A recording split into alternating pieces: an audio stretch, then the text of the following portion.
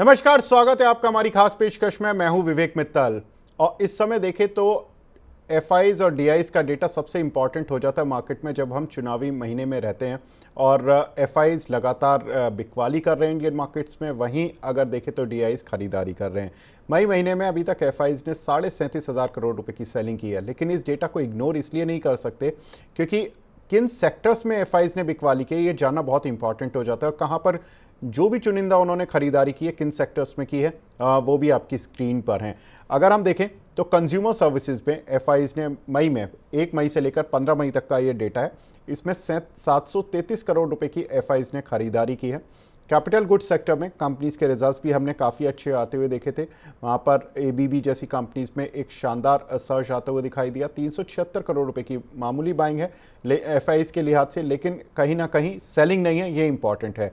Real estate ये बहुत interesting sector है क्योंकि जनरली इसको हाई बीटा सेक्टर माना जाता है और यहाँ पर एफआईज खरीद रहे हैं, खास तौर से इलेक्शन के समय पर और ख़ास तौर से ये सोचते हुए कि रियल एस्टेट सेक्टर काफ़ी तेज़ी से चल चुका है पिछले 2 सालों में, उसके बावजूद भी अभी वो बिकवाली नहीं कर रहे हैं या प्रॉफिट बुकिंग नहीं कर रहे हैं, बड़ा इंपॉर्टेंट है।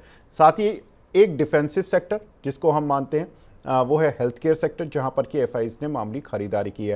कंपनीज के भी रिजल्ट्स अभी तक ठीक ही रहे हैं। अब बात करते हैं उन सेक्टर की जहां पर कि एफआईज लगातार बिकवाली कर रहे हैं। बैंकिंग सेक्टर सबसे बड़ी बिकवाली देखने के लिए मिली है, करीब 9687 करोड़ रुपए की सेलिंग एफआईज 1 मई से लेकर 15 मई के बीच में कर चुके हैं।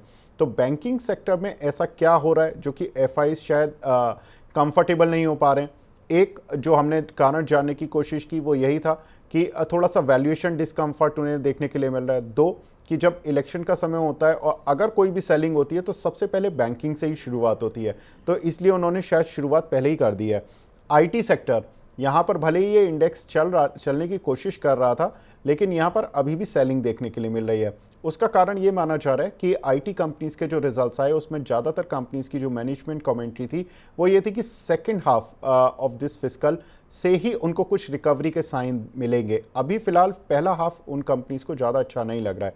एफआईज को भी ये बात अच्छी नहीं लगी, उन्होंने सेलिंग कर डाली 5574 करोड़ रुपए की। कंस्ट्रक्शन सेक्टर, कंस्ट्रक्शन को इंफ्रा से जोड़ा जाता है और इंफ्रा कंपनीज में हमने एक अच्छा खासा सर्ज आते हुए देखा था पिछले कई महीनों में।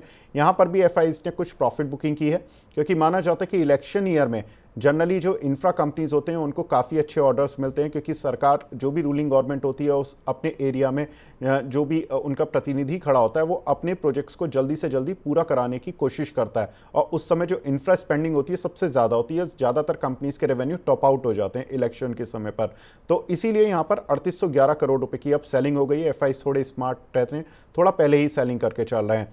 ऑयल एंड गैस सेक्टर में चूंकि जीआरएम्स को लेकर कुछ कंसर्न है, ऑयल एंड गैस सेक्टर में यहाँ पर भी 2800 करोड़ की सेलिंग हुई है एफआईज की तरफ से।